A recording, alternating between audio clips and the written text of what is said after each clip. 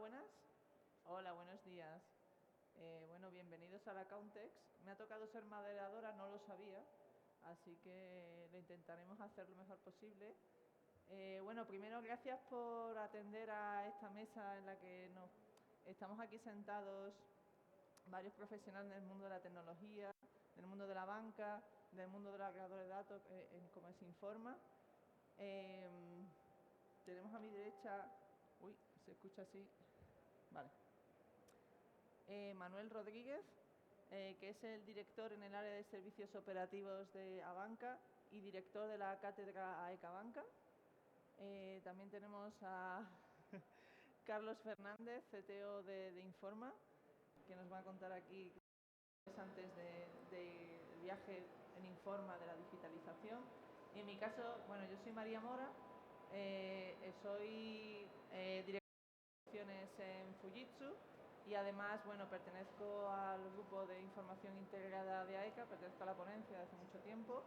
Y nada, hoy vamos a hacer varias presentaciones y al final de todo habrá un tiempo para preguntas, ¿vale? Entonces, bueno, las presentaciones son cortitas, así que para que no os aburráis.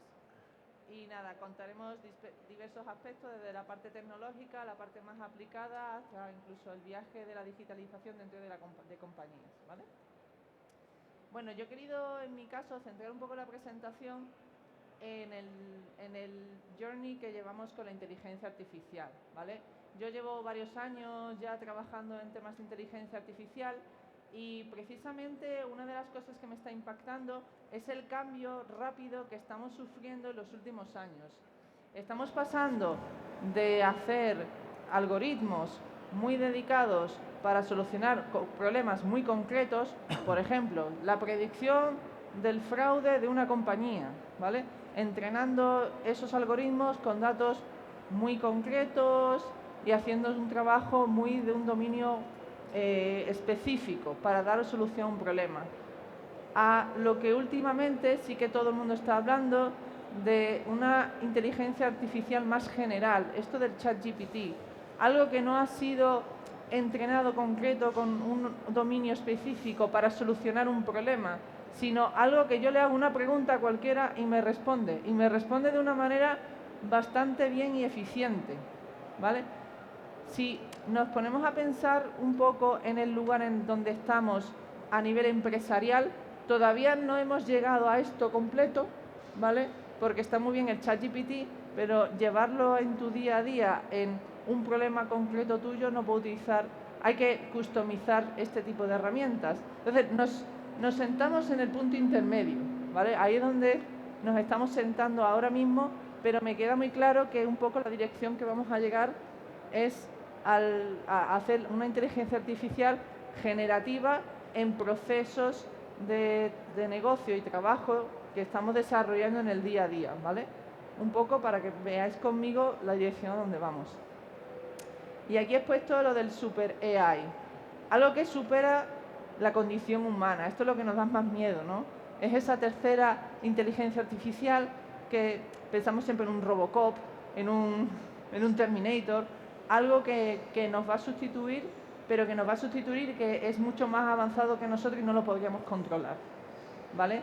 Un poco esta es la tendencia que ahora estamos viendo, pero bueno, de este lado, de momento no hay mucho, ¿vale?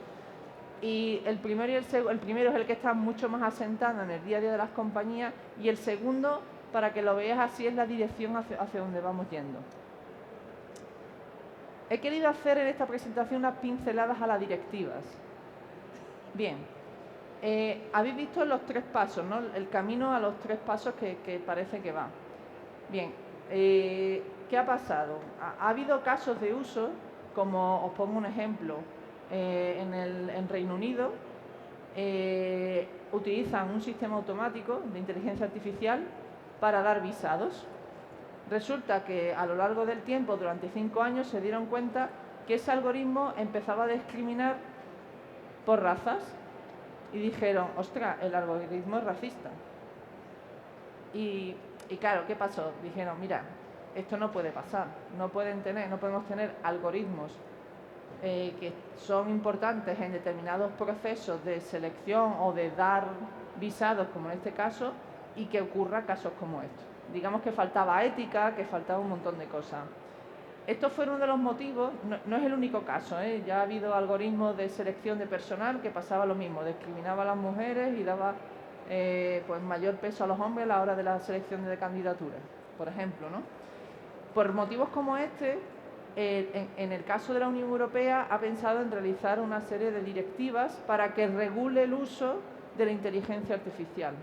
Esa legislación, esa directiva, pues entrará en vigor a partir del año que viene, durante 24 meses es cuando se empieza a implantar, etc., pero un poco viene con el enfoque de regular el uso y que no sea un libre albedrío y que no se convierta casos como el que he explicado del visado en una cosa normal, ¿vale? Así os cuento pinceladas porque es muy densa la directiva, como todas las directivas. Básicamente han creado como un marco de riesgos y dicen, dependiendo del tipo de algoritmo que se esté creando para lo que se esté creando, en el caso un chatbot, ¿vale? Pues se le categoriza como un tipo de riesgo. En este caso un chatbot pues sería un minimal risk, es un poco así como lo tienen contemplado. Un caso como el del visado se sitúa en un high risk, y un caso como unacceptable risk es aquello que te sobrepasa, o sea, el social scoring. No sé si habéis visto Black Mirror, ese capítulo que le dan a las personas un scoring, para, por ejemplo, darle una hipoteca, pues intenta caerle bien a la gente para que tu score subiera en las redes sociales y te dieran acceso a la hipoteca. Pues, por ejemplo, ese sería un acceptable risk. Vale, la forma que lo tienen contemplado es, pues yo qué sé, en minimal risk lo que pedirán será simplemente un código de conducta, un documento que explique el código de conducta de ese algoritmo. En el caso de riesgo limitado, lo que pedirán simplemente es que los algoritmos sean explicables y transparentes. Vale, esto es muy importante porque dentro del mundillo de la inteligencia artificial hay un movimiento de explainable AI, que es precisamente eso, una inteligencia artificial donde el resultado, por ejemplo, calculamos el scoring de fraude de una compañía, se entienda las razones que está por detrás de ese score, que no sea la fórmula de la Coca-Cola y que no se entienda por debajo, ¿vale? Que viendo un poco a dónde va la directiva, pues este tipo de algoritmos explicables se entiende que es lo que de hecho se va a implantar más. De hecho, en nuestro día a día en Fuji, incluso en relación con Informa, pues tenemos unos proyectos de inteligencia artificial explicable, precisamente porque sí, son tecnologías muy buenas, muy avanzadas, que dan mucho valor, pero es verdad que si no se entiende lo que está por debajo, es una caja negra, al final es muy difícil que esto entre en los mercados, la gente lo utilice y la gente confíe, ¿vale? Entonces, el tema de los riesgos limitados pues requerirán de inteligencia artificial explicable, transparente, auditable, veámoslo así, ¿vale? En caso de que sea de alto riesgo, pues pedirán mucha más documentación, como gobierno del dato, documentación de un montón de historias, temas éticos. Bueno, habrá que hacer. Esto todavía está por ver en concreto, pero que penséis que al final esto va a ser como un programa de certificaciones, así lo veo yo, ¿vale? Donde al final, dependiendo del riesgo que te categorice, vas a tener que documentar o tratar los algoritmos de una manera mucho más concreta y mucho más dedicada y mucho más controlada. Y los que son unacceptable risk es que no se deben, por ley no se deben implantar. Como por ejemplo el social scoring. Por muy bien que lo hagas, por muy bien que me lo expliques, por el tipo de aplicación que tiene, olvídate, porque no se quiere implantar un social scoring, que por ejemplo eso ya existe en China. O sea que esto no es solo un tema de Black Mirror, de Netflix, sino que ya hay países que el social scoring es una cosa normal. Lo he querido hacer muy breve esta presentación, pero también aquí entramos un poco en el debate, ¿vale? Al principio os he hablado de la dirección donde va la inteligencia artificial, ¿verdad? Os he dicho que vamos de una inteligencia artificial de carácter muy propósito concreto, a más general, a una super inteligencia artificial no controlable, etc. Bueno, la regulación europea, por un lado, regula y digamos que nos va a mantener un poco en esta línea de propósitos específicos, propósitos general. Si hablamos de la directiva de Estados Unidos y de China, es mucho más abierta, ¿vale? Por tanto, da pie a irnos al otro lado, al otro extremo. Aquí nadie es bueno ni es malo. Yo quiero que aquí reflexionemos un poco. Aquí ahora hay un debate en el mercado de la inteligencia artificial y en los foros y en la academia y etc., que es un tema entre innovación y regulación. Entonces, Europa ahora, sí, nos estamos regulando, los dominios son es un dominio muy, ¿cómo lo digo? Muy nuevo, hay nuevas aplicaciones que la ley a veces va muy por detrás y eso también puede dar pie a una falta de que reduzcamos la velocidad de competitividad en el mercado, ¿vale? Porque la ley nos está regulando en extremo respecto a otros continentes. Ojo al dato.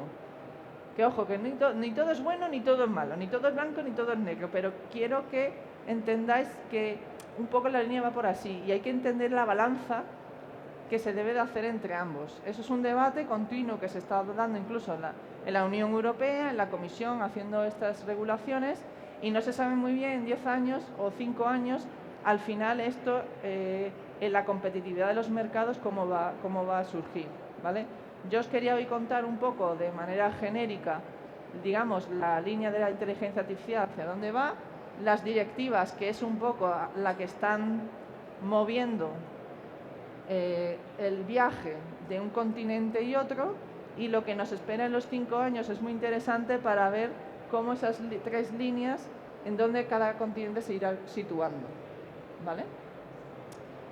Y todo esto es muy bonito y está muy bien, pero no me queda más que deciros también que lo más importante son los datos. Es decir, todavía Europa sí que está trabajando en que haya mucha información de datos mejores. Por ejemplo, en temas de sostenibilidad, ahora vienen directivas europeas que lo que quieren que el dato de la que emiten las compañías sea en digital, se reporte como parte de los informes anuales. O sea, Europa sigue trabajando en una línea de que dato bueno y mejor, y aparte de las directivas de uso de inteligencia artificial. Porque os digo una cosa, dato malo, inteligencia artificial mala.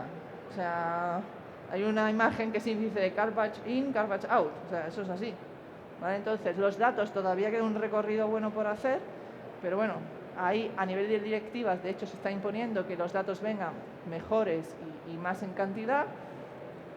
Por ejemplo, en el tema de la sostenibilidad, la regulación en temas de inteligencia artificial va un poco por este camino, ¿vale? Innovación frente a regulación, hay que encontrar un poquito la balanza y veremos en los próximos 5 años por dónde va la dirección. Y nada, bueno, pues ese es en principio un poco mi presentación. Espero que os haya gustado. Muchas gracias.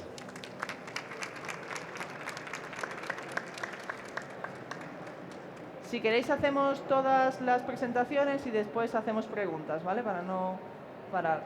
Bueno, aquí el siguiente ponente, como os he dicho, es Manuel Rodríguez López, gerente de Abanca y director de la cátedra AECA Banca.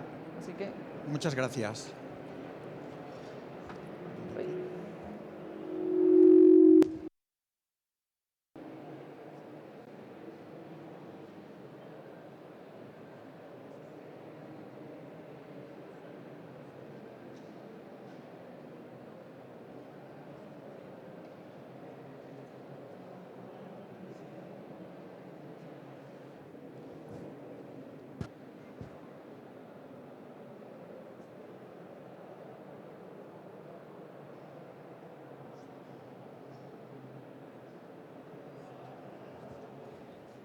Y esto es así, sí, perfecto. Buenos días. En primer lugar, muchas gracias a la organización y a ECA por invitar a Banca y yo en representar a la organización, igual que a la cátedra que tenemos de AECA Banca de Economía, Finanzas y Administración de Empresas. La parte que voy a exponer es básicamente la aplicación práctica de la inteligencia artificial en nuestro día a día. Bien, desde una forma sencilla de aplicación, como son básicamente los robots, y unas pruebas que se han hecho también para verificar la idoneidad o no de ChatGPT para algunos procesos que tenemos dentro de la entidad. Y por último, me referiré también a un resultado de investigación que tenemos también en la cátedra en aplicación de programación genética para la predicción de la insolvencia empresarial. Bien, básicamente, ¿qué hemos hecho en la entidad en estos últimos años? Pues básicamente aplicar técnicas de robotización en procesos muy simples de nuestro día a día.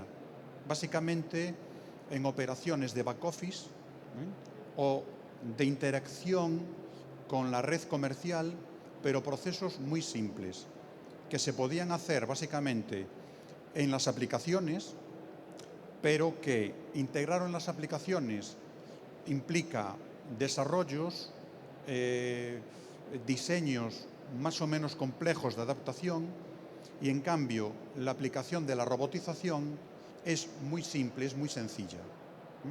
Los resultados que hemos obtenido en estos últimos años pues son muy prometedores. Por ejemplo, aquí hablando de productividad, estamos viendo que un robot, la productividad es mucho más alta, la disponibilidad en horas puede operar las 24 horas del día sin ningún tipo de problema con respecto al personal, y el coste, estamos hablando de 1,8 euros la hora contra 32,7. ¿Vale? Evidentemente, aquí, si la aplicación del robot funciona, lógicamente la eficiencia es muy importante. No se puede aplicar a todos los procesos, ni tampoco se está aplicando como una sustitución de equipo, sino que lo que nos permite a nosotros es liberar personal a tareas que son muy rutinarias, muy repetitivas. Concretamente, por ejemplo, en mi área, que es la de cobros y pagos, tenemos un robot bastante complejo que nos realiza la conciliación contable de forma automática.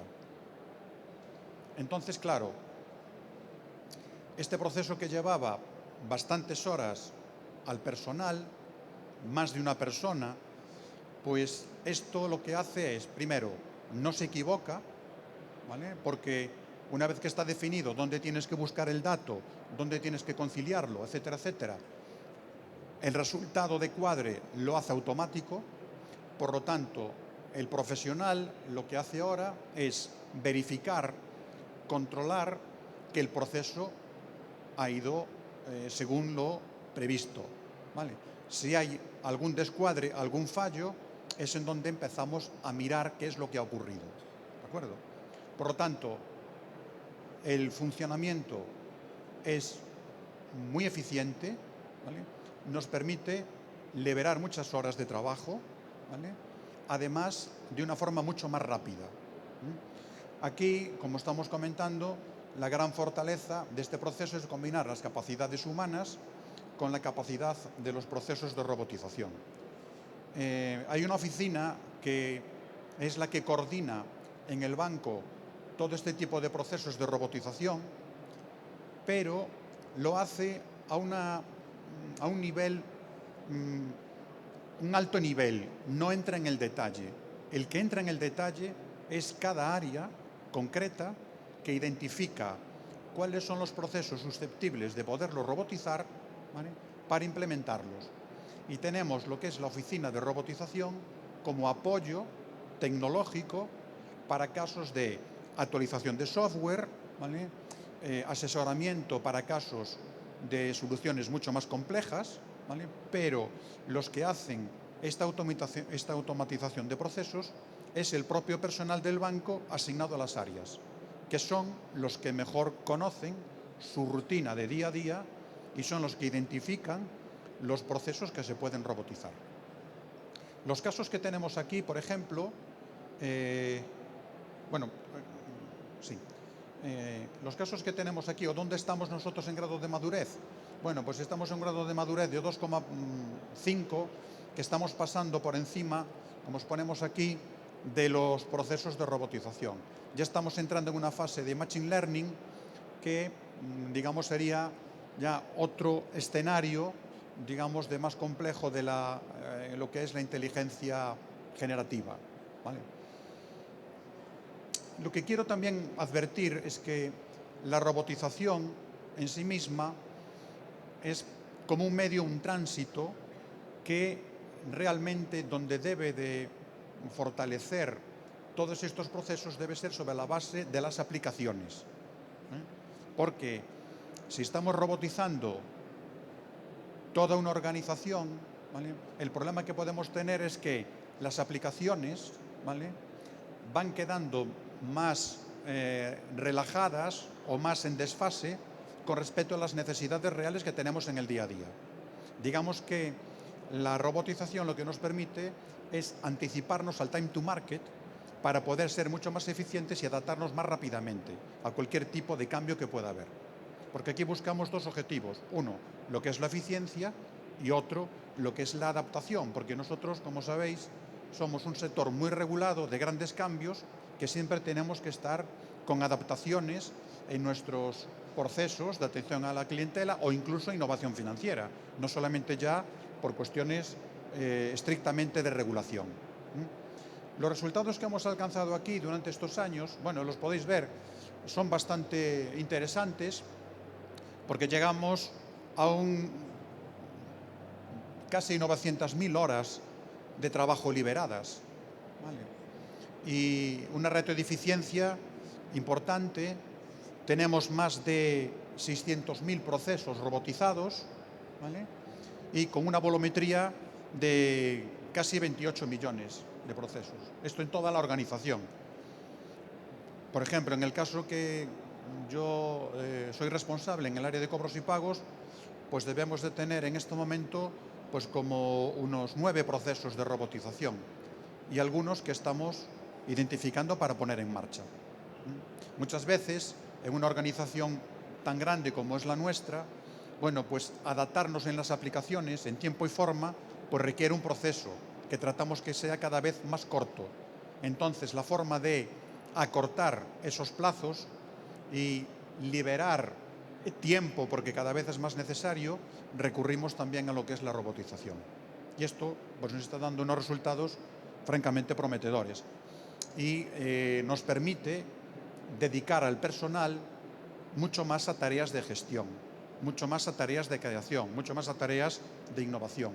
Eso es muy importante para nosotros, sobre todo, por ejemplo, cambios regulatorios, ahora que tenemos el euro digital, innovación en pagos, los pagos instantáneos, el request to pay, que también viene ahora por aquí, etcétera, etcétera. Los cambios que tenemos son siempre de bastante calado. Bien, también se han hecho pruebas en la parte de sistemas sobre el GPT en test de comprensión, generación, habilidad matemática, interacción en el mundo real, interacción con humanos, codificación. Y estos son algunas pruebas que se han realizado para contrastar el grado de fiabilidad que tiene lo que es la inteligencia generativa. Aquí ya no es como el caso de la robotización. En el caso de la robotización es un proceso que no da lugar a dudas. Es un sí o no, ¿vale? O pasa, no pasa.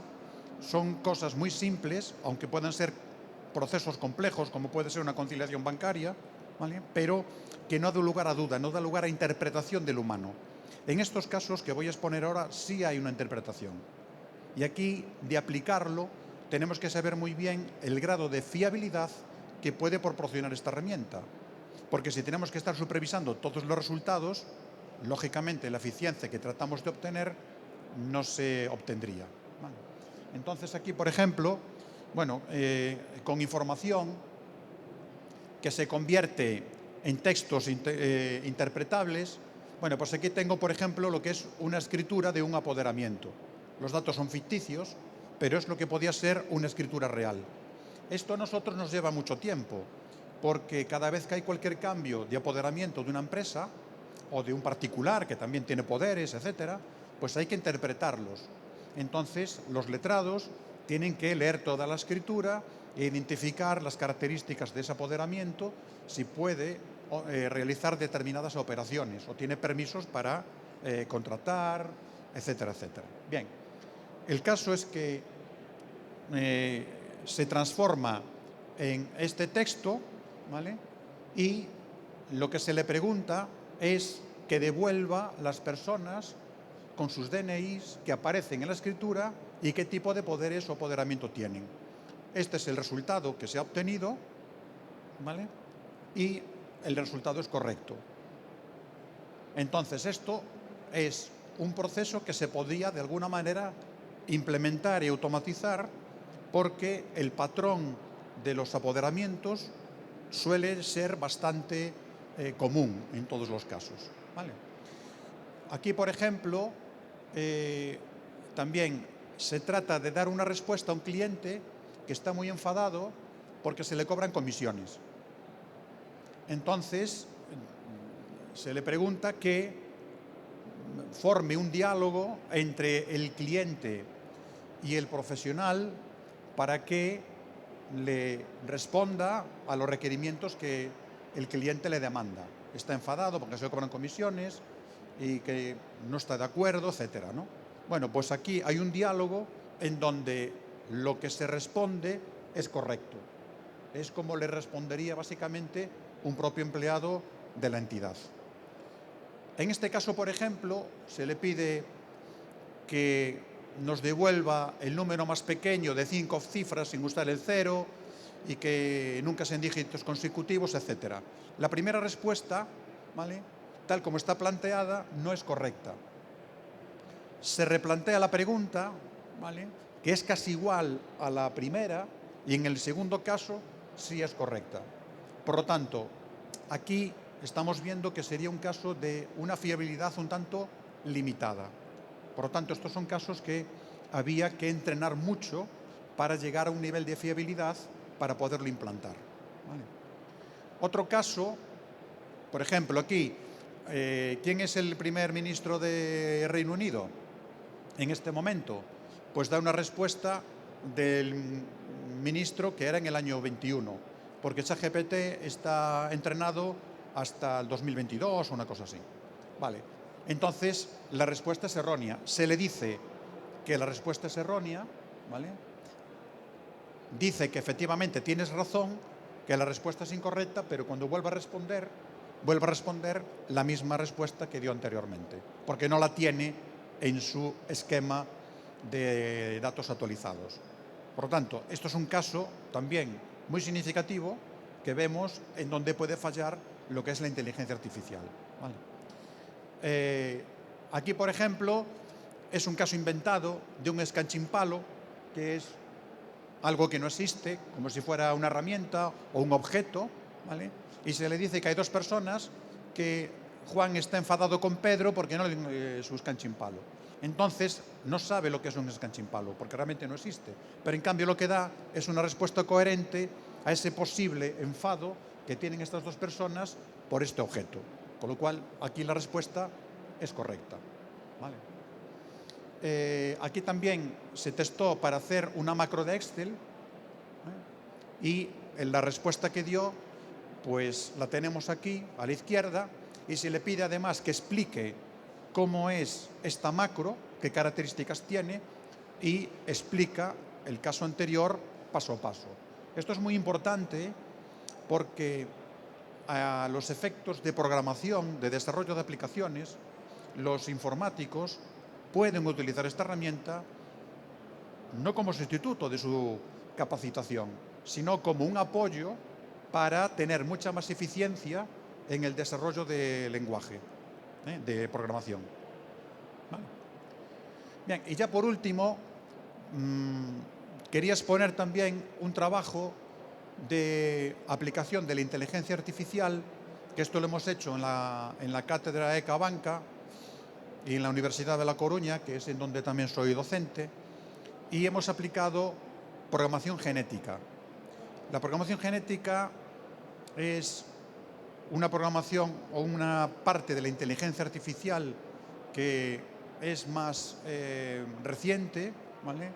Tiene una alta capacidad de adaptación Y la hemos utilizado porque supera con creces otras técnicas del ámbito de la inteligencia artificial, como pueden ser, por ejemplo, las redes neuronales. Lo hemos aplicado a empresas de España, empresas españolas, y hemos tratado de predecir la insolvencia empresarial en un horizonte temporal de hasta 9 años, con modelos de 1 a 3, de 3 a 6 y de 6 a 9. Los resultados que hemos obtenido son francamente buenos. Lo que nos interesa, sobre todo a nosotros que estamos más en la aplicación del mundo real de la economía financiera, es que sean modelos que nos permitan pronosticar el fallo con una suficiente antelación, no a corto plazo, porque a corto plazo prácticamente se puede intuir que una empresa puede fracasar. Lo que nos interesa es el largo plazo. Bueno, pues a largo plazo, a los 9 años, hemos conseguido tasas, que ahora expondré, superiores al 80%. Y no solamente esto es importante, sino que con esta técnica lo que nos permite es interpretar los resultados, de tal manera que podemos encontrar patrones por los cuales una empresa fracasa o puede fracasar y podemos tomar medidas correctoras, la dirección de la compañía, para tratar de evitar ese fatal desenlace. O incluso se puede utilizar también como una herramienta de alerta temprana, en donde nos esté identificando dónde puede haber problemas en una compañía, corto, medio y largo plazo. Puede ser también una herramienta de calificación de empresas y puede ser también una herramienta que nos permita calificar clientes, no solamente en banca, sino en cualquier sector, en donde nos pueda dar un cierto margen de seguridad si la empresa puede estar operativa o no dentro de un horizonte temporal más o menos largo. Este trabajo está publicado en la revista Computational Economics y la semana pasada me comunicaron que nos dieron el Premio Nacional de Investigación de la Cátedra de Viabilidad Empresarial de la Universidad de Málaga. Entonces, los resultados, aquí los tenemos. En el periodo de aprendizaje, pues superan con creces los datos, el 89%, 84%, 80%, y después en la parte de aplicación, que es lo más importante, estamos con porcentajes de acierto del 86%, 83%, pero sobre todo, que a nosotros es lo que más nos interesa, del 82% a largo plazo. Esto en la literatura, al uso, no se conoce que tengan unos resultados tan altos de largo plazo. Y esto, ¿dónde está el mérito? Bueno, pues el mérito está en la estrategia del diseño de la investigación, pero sobre todo por aplicar programación genética en este contexto, que no es muy habitual, aunque ya haya trabajos publicados sobre esto, pero todavía es incipiente. Por lo tanto, tenemos un gran potencial de aplicabilidad de esta técnica en otros contextos del ámbito de la empresa. Los resultados, ya a modo de conclusión, bueno, salen como un árbol de decisión. Esto se puede interpretar, ¿vale? Con lo cual, lo jugoso de esto es que una vez que tengo el dato de una empresa, analizo el modelo y en función de cómo sea ese modelo, puedo de alguna manera inferir en dónde están los problemas o cuáles son las causas que pueda ocasionar una situación de fracaso. Y ya a modo de conclusión, bueno, pues ya lo he dicho, la capacidad predictiva a largo plazo, la interpretación de los resultados, anticipar la toma de decisiones con un horizonte amplio para poder corregir situaciones no deseadas, anómalas, en las cuales a lo mejor podemos evitarlo. Y después, por último, la implantación de indicador de alerta temprana, que ahora también en el sector, pues los supervisores están demandando que se estandarice modelos de alerta temprana para poder anticipar situaciones no deseadas. Y con esto, bueno, pues yo paso al siguiente ponente. Si tienes alguna pregunta, pues encantado de atenderos. Muchas gracias.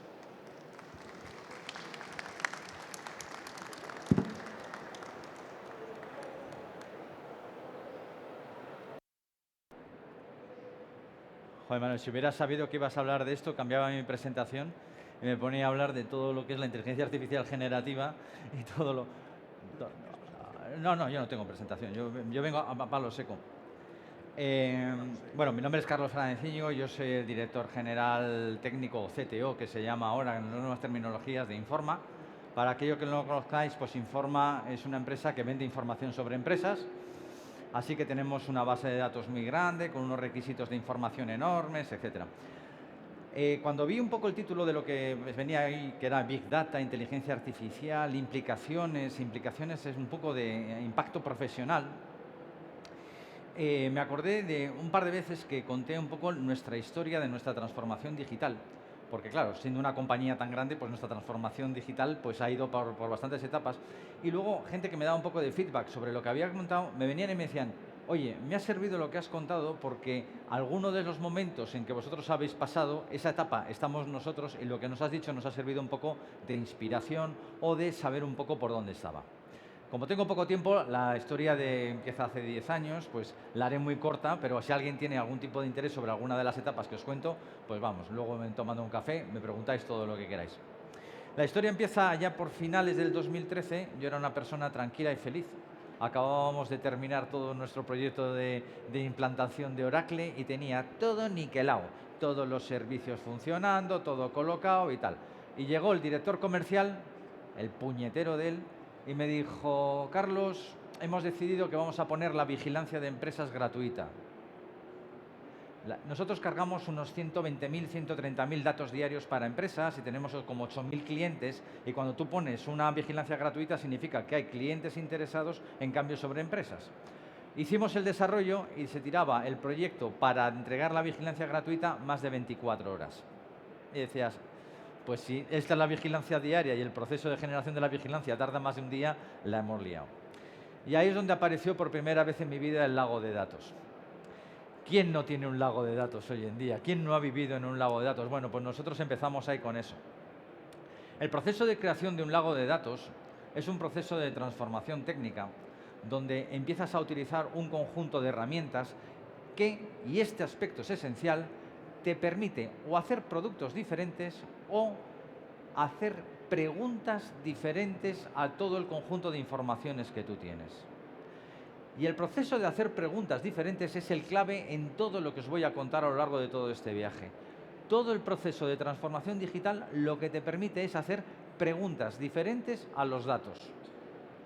Y las preguntas diferentes te traen o más inteligencia o más capacidad para hacer productos nuevos o nuevas ideas para hacer cosas diferentes, ¿vale? Generar un lago de datos es una infraestructura técnica, al fin y al cabo, donde estás llevando toda la información a un repositorio donde lo puedes tratar con más velocidad. Eso significa que vuestros tecnólogos tienen que ser capaces de trabajar con las informaciones colocadas ahí o ser capaces de trasladarla ahí. Es decir, es una técnica nueva. A lo largo de toda la historia nos hemos ido encontrando siempre con lo mismo. ¿Esto lo hace nuestro equipo técnico o lo compramos? Al final siempre hemos llegado a la misma conclusión, y es una conclusión que creo que es importante compartir con vosotros. No sé cuántos tenéis dentro de vuestros equipos, equipo técnico propio, y cuánto trabajáis con gente de fuera. La respuesta que nosotros hemos aplicado es: ¿esto es regla de negocio? ¿Esto que estamos haciendo afecta al core de mi negocio? Si la respuesta es sí, lo tiene que hacer mi equipo. Indudable, lo tiene que hacer mi equipo. Si la respuesta es no, si es una herramienta, la compro. O contrato a un consultor externo que venga a hacerlo.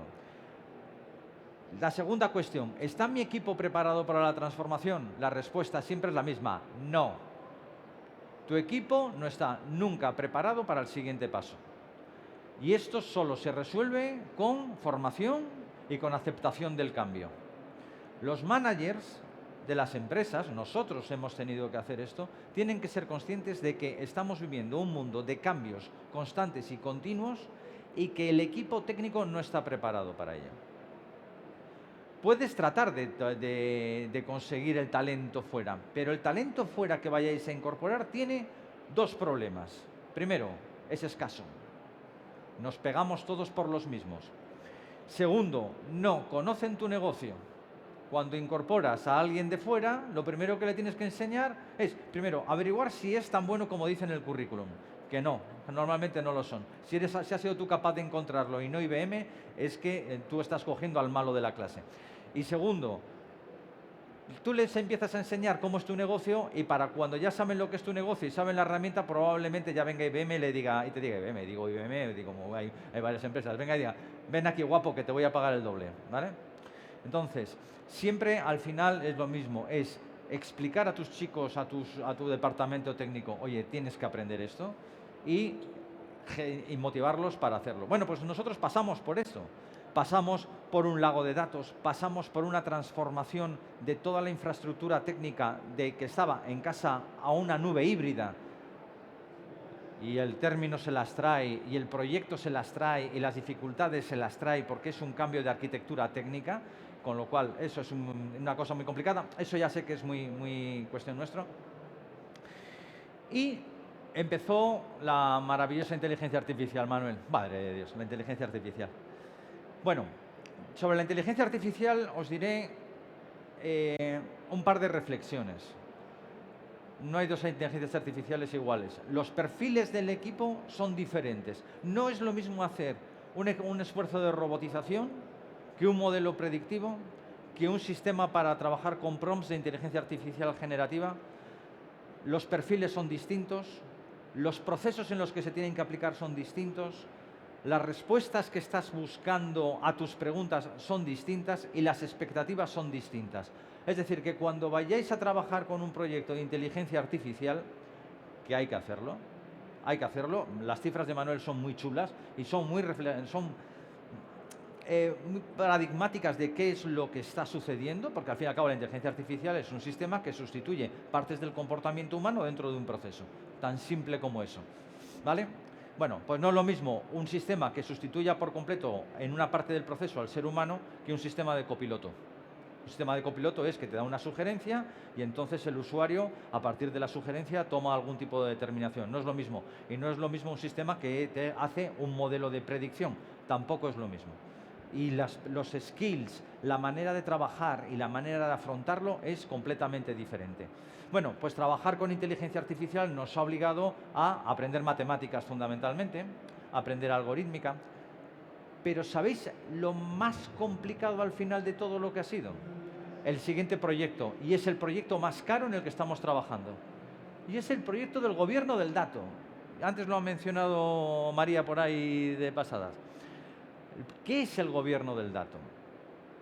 Cuando tú tienes todo un conjunto de informaciones en la empresa, y me da igual que sea una empresa como Informa que maneja terabytes y terabytes de información sobre empresa, o una empresa pequeña, que todas las empresas manejan conjuntos de datos. Bueno, pregúntale a la gente de comercial qué es fecha de contrato y pregúntaselo a la gente de contabilidad qué es fecha de contrato. Os van a dar definiciones diferentes. Os van a dar definiciones diferentes. Y sin embargo va a venir el analista y te va a hacer un informe fantástico sobre fecha de contrato. Y entonces vendrá el comercial y dice, no me vale. No me vale. Y si lo hace el comercial, viene el de contabilidad y dice, no me vale. ¿Por qué? Porque manejamos conceptos diferentes para algo que llamamos de la misma manera. Bueno, pues de eso se trata el gobierno del dato. En sacarlo del análisis funcional, el llevar los conceptos a una herramienta y a un sistema donde las definiciones estén bien planteadas, bien estructuradas. Y si es necesario que existan dos conceptos distintos, con dos variables distintas, fecha de inicio de operaciones y fecha de contrato, ahí es donde va. Y además, cuando se está utilizando la información para crear un modelo y los modelos sirven para la toma de decisiones, es absolutamente esencial que todo el mundo sepa qué definición se está tomando para tomar esto. Bueno, pues sabéis, nos está llevando cantidad de dinero, cantidad de formación, cantidad de concienciación a todos los miembros del equipo de la importancia del gobierno del dato. ¿Y sabéis por qué? Porque el de contabilidad se piensa que el contrato es suyo. Este es mi silo, este es mi dato, yo lo gestiono bien, no lo voy a compartir con el resto. Y el de comercial ni te quiero contar. Y los de tecnología ni te quiero contar. Bueno, pues si tú quieres hacer un modelo que te permita trabajar con la compañía, hay que democratizar el dato, colocarlo en un sitio donde todo esté bien colocado y bien estructurado. Y hay herramientas. Y la gestión del cambio ahí es terrorífica. terrorífica. Pero es esencial. Si quieres hacer modelos con inteligencia artificial, modelos de robotización, etcétera, o haces un buen proyecto de gobierno del dato o estás condenado al fracaso. Tus preguntas darán respuestas incorrectas y aunque el dato individual esté bien, como no esté bien gestionado, lo tendrás mal. Y la última cosa que María me está presionando, sufrimos un pequeño ataque de ransomware. No nos dio a nosotros directo, nos dio colateral, pero estuvo a punto de cerrarnos toda la información. Yo no sé si a banca nos cerró el acceso, pero algunos bancos nos cerraron el acceso. El concepto de ciberseguridad es un concepto en el cual todas las empresas tienen que invertir. Invertir es saber dónde están los puntos débiles, dónde están los puntos de ataque de tus datos, qué datos manejas sensibles de tus clientes que pueden suponerte un problema salvaje. Bueno, pues invertir en ciberseguridad significa invertir en equipo, en personas, en concienciación, en gestión del cambio y en hacer las cosas de una manera bastante diferente. Recomendación última. Ciberseguridad entra dentro de transformación digital, entra dentro de todo lo que tenéis que trabajar para tener la empresa preparada y actualizada a la última, porque un ataque de esos os puede llevar por delante. Vale, pues ya os he contado un poco todo lo que tenía. ¿Me he estado hecho más o menos tiempo? Vale.